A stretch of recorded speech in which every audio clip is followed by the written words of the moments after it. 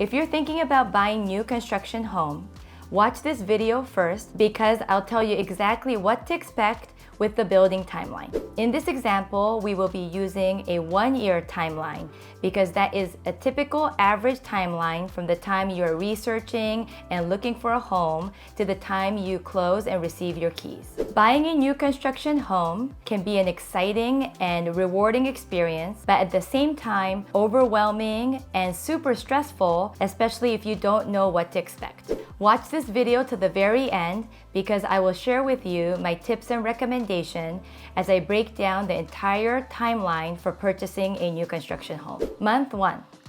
The first month of the process begins with research. The first step is to choose the best realtor to represent you as your buyer's agent in this transaction.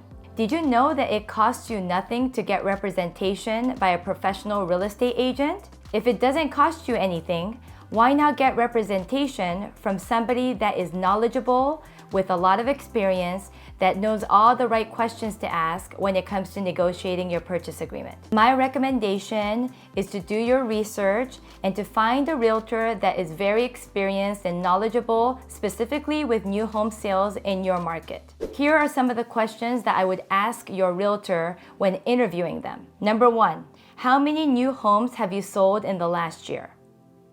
Number 2, do you have any strong relationship with specific builders? And number 3, can you share with me your most recent transaction and if there were any challenges that the buyers experienced and how you handled that? Those 3 questions would give you a good idea of how equipped this realtor is in order to represent you in this new home sales purchase. After choosing your realtor, it's time to look around and do research when it comes to neighborhoods, the builders, and the community that you may want to live in. In addition to that, you want to start looking at some of the floor plans that will best suit your needs for you and your family. If you have multiple children, you may need additional bedrooms. If you're living with an additional family member, maybe you need a casita, whether it's attached or detached, or a next-gen suite. Those are the questions that you'll be asking yourself when it comes to floor plan and the layout of what you and your family needs when it comes to the space of the home. You should also get pre-approved for a mortgage so you understand what your budget is and how much you could afford. That way, you're not wasting any time in looking at communities and builders that may be out of your budget. Month 2.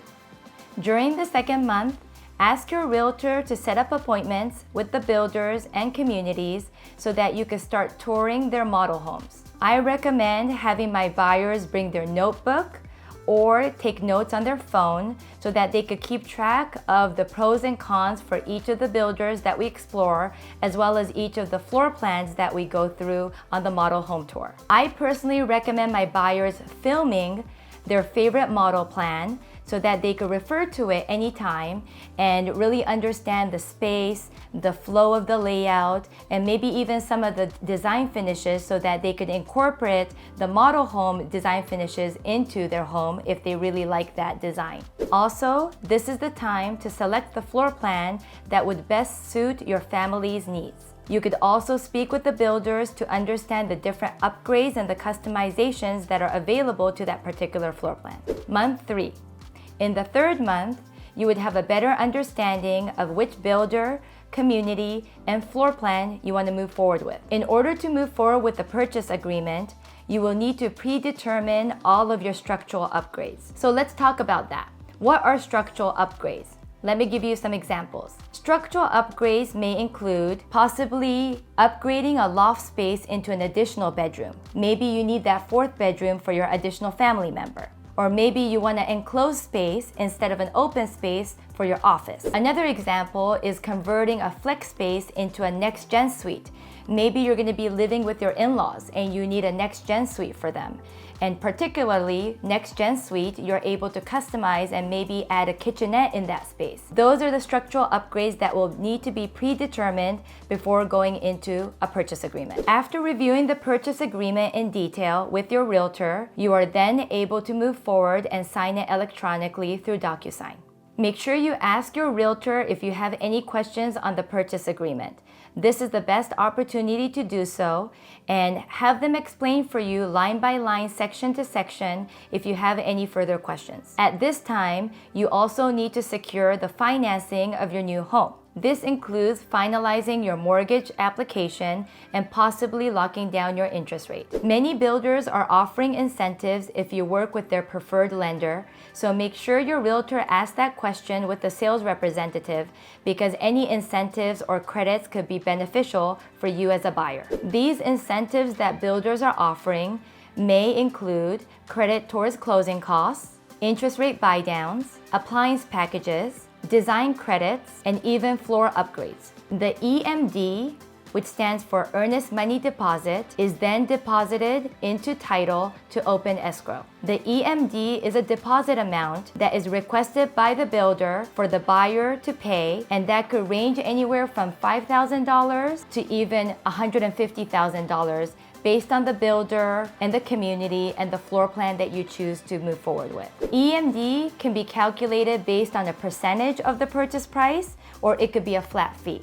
And is that negotiable? To me, everything on the purchase agreement is negotiable, including the EMD. And let me share with you, I recently negotiated the EMD from 10% to 5% of the total purchase price of the home for my buyers who are relocating to Las Vegas from California. The builder will then schedule a design center appointment. So let's talk about that. What is a design center appointment, and what can you expect there? A design center appointment is when the builder schedules an appointment for you to meet with their design team at a design center. At the design center, you can see all the samples of the various different upgrades and customizations that you could make. The design center appointment usually takes about a few hours, and it's an opportunity for you as a buyer to select all of your finishes, including flooring, cabinets, tile, hardware, staircase finishes, lighting fixtures, and even window coverings. My biggest recommendation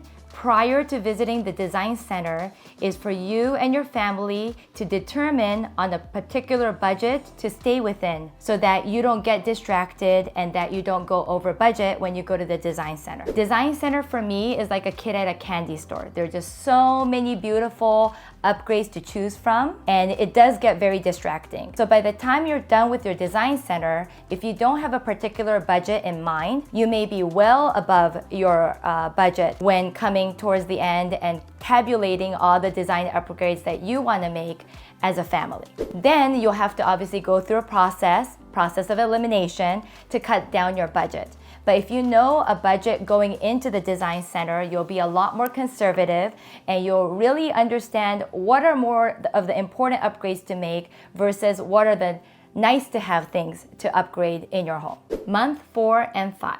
During the 4th and 5th month, the builder will start construction of your home. This is a very exciting time because you can see the builders lay the foundation of your home and start building the walls. Your realtor should stay in close communication with the sales contact to ensure that the building process is going smoothly. What I enjoy doing for my buyers is on the day of groundbreaking, I love to take them to the home site and do a photo op. And usually we like to hold like a just sold sign, but with nothing behind them. The home is not built yet. And for me, it's really important to document these milestones because as a new homeowner, every step of the way is a very important milestone, and why not document it, right? So then you can see the progression of the home as it gets built. For me, I work with a lot of buyers relocating here, and they can't be here in person in Las Vegas all the time with me. So what I love to do is take videos and photos of the progress of their home,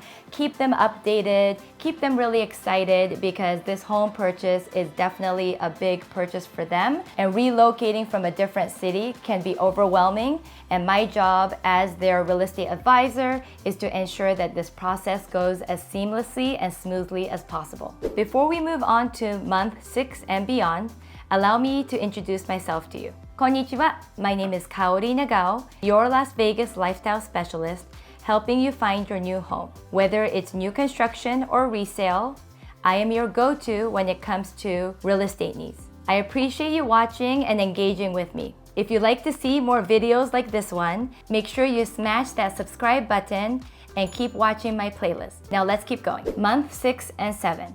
During month 6 and 7, the construction of your home will continue. You should receive updates from the builder on the progress of your home. This is also a good time to start thinking about your move from your current location or your current home and decluttering your home and having an action plan for when you're able to move to this brand new home. Are you relocating from another state?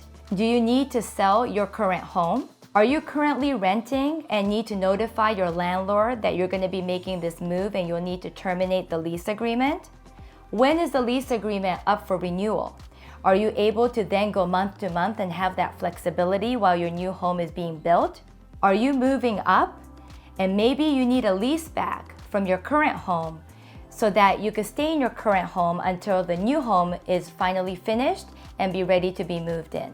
These are the questions that you should be asking yourself and your family, as well as having these discussions with your realtor so you could come up with an action plan and a timeline for easy transition from your current living situation to the new home. And as your realtor, my job is to ensure and make sure this whole process is stress-free and that it's smooth and seamless as possible. Month 8 and 9. In month 8 and 9, the builder will reach out to you to schedule a frame walk.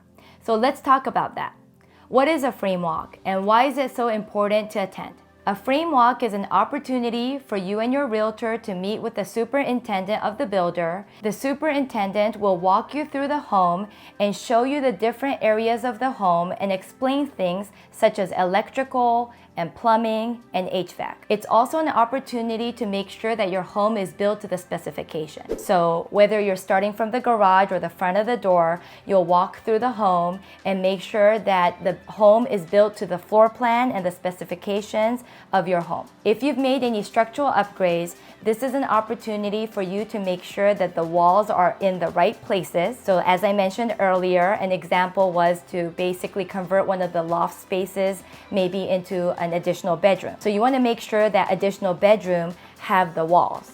Because let me tell you, I've gone through frame walks personally and there will be walls missing. The frame walk is so critical because this is an opportunity to catch any mistakes by the builder. If you're able to catch that during frame walk, it's a much easier fix than imagine having drywall and at the final walkthrough determining or identifying that you're missing a wall or your structural upgrades was not made.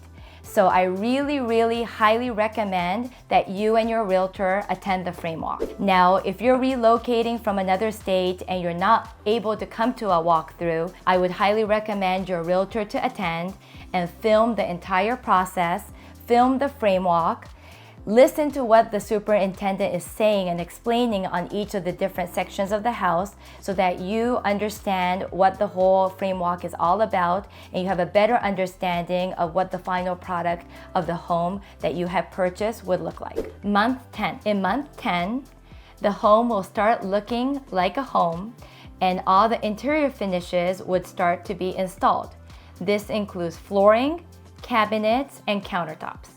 This is also a great opportunity to make sure that everything is being installed and on time. If you see maybe appliances missing, ask the builder, hey, I saw the pictures, but the appliances were missing. When can we expect them? Or are the appliances on time?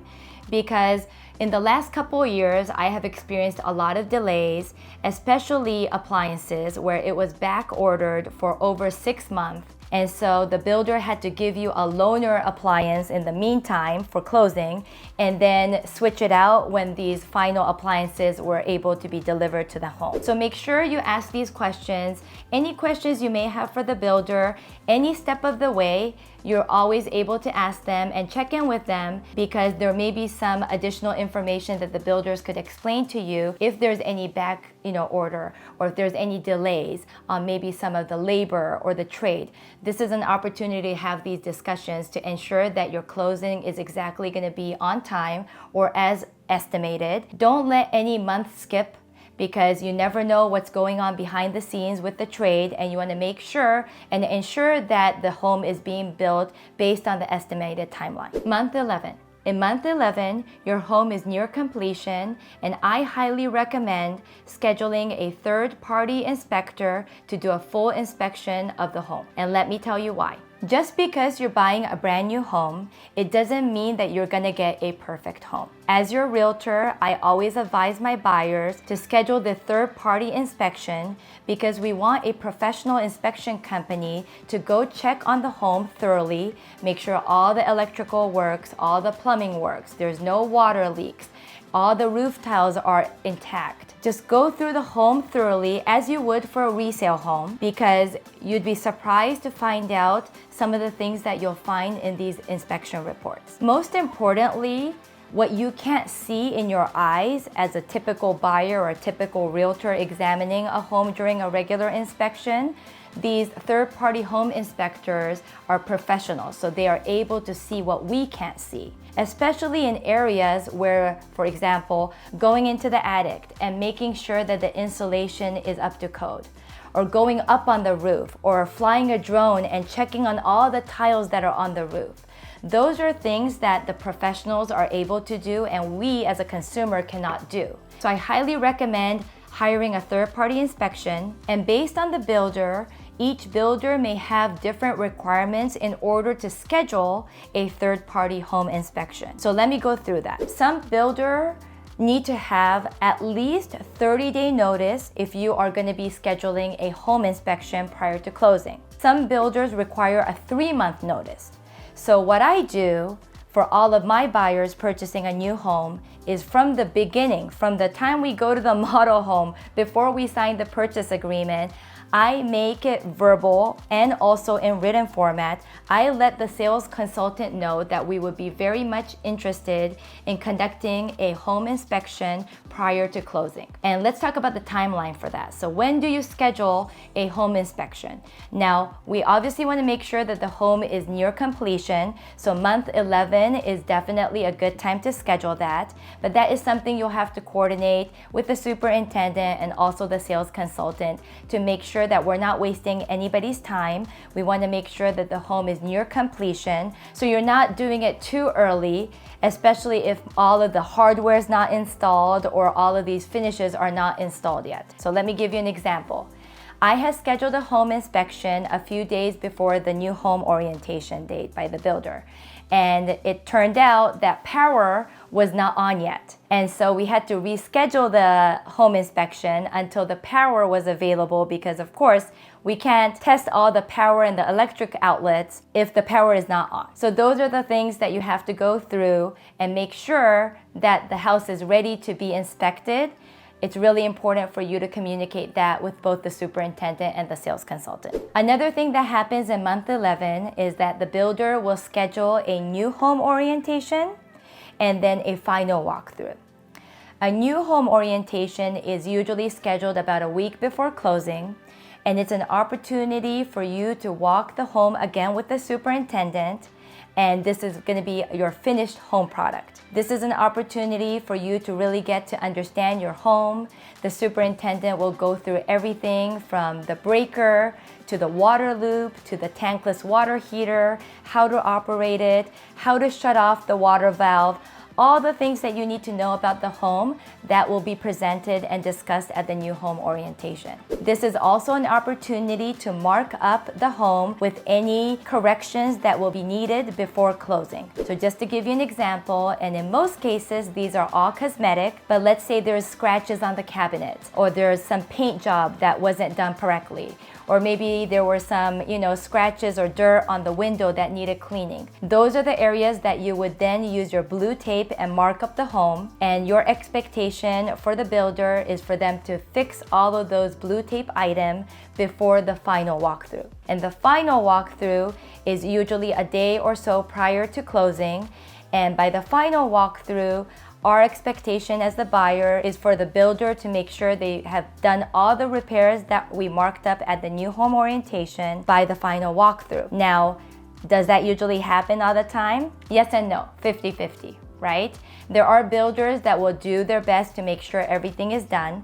However, there may be some builders that maybe need a little longer time to finish all the repairs. Or if they find a defect in, let's say, one of the sliding doors and they need to replace the sliding doors, it may be back ordered, or it may take them a week or two to get that sliding door. So you may have to make a decision whether you want to close on time and wait for that sliding door to come and be installed after closing, or you may want to delay your closing date. So I'm going to talk about that a little bit more in detail because I think it's really important for buyers to understand you have the choice to delay the closing date. And I think it's important because you just would assume that you have to close on a particular time that the builders state that you have to close on. But at the end of the day, you as a builder need to be 100% comfortable with the condition of your brand new home in order to close and fund and record. I'm going to give you some examples of scenarios of builders that have promised to make these repairs by the final walkthrough,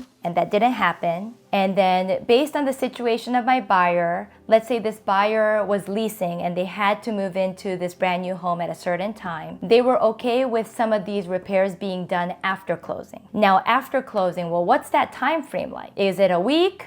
Is it up to 2 weeks? Well, you want to make sure that the builders keep their promise and make these repairs on time. But there are cases where the builders kind of drag their feet and they don't make these repairs in the timely manner that they had given us because we have already closed on the home. So this is why if you have the flexibility, I highly recommend you delaying the closing date and having all the repairs done to your satisfaction before you fund and close and record. And this is based on my personal experience, you guys. Lastly, in month 11, you'll want to make arrangements to transfer all the utilities from the builder's name to your name.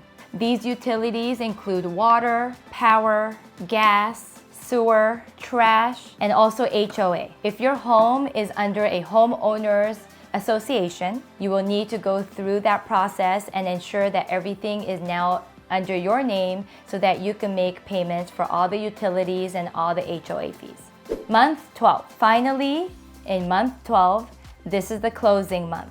So this is the day where you will schedule your signing appointment with the title. The lender will fund the title and you will basically go through the closing process, record, and after recording, you will meet with your realtor and the sales consultant who will then hand over the keys as well as a welcome package to welcome you to this brand new home. On closing day, I usually meet with my buyers. They're very, very excited. I would usually bring them a closing gift. We'll do photo ops outside of the home. We'll go over some of the paperwork, and it's just a very, very exciting time for my buyers, especially my buyers that are relocating from another state. They may actually be driving in their U-Haul, moving on closing date as they get their keys to their brand new home. Now that I've gone through the timeline from month 1 to month 12, what are your thoughts on this timeline? Have I missed anything?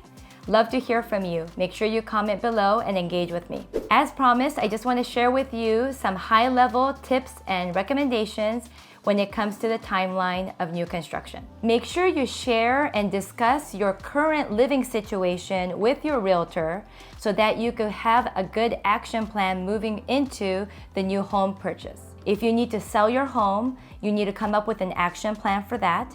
If you're currently leasing, it's time to talk to your landlord about maybe going month to month or having that flexibility on your lease term.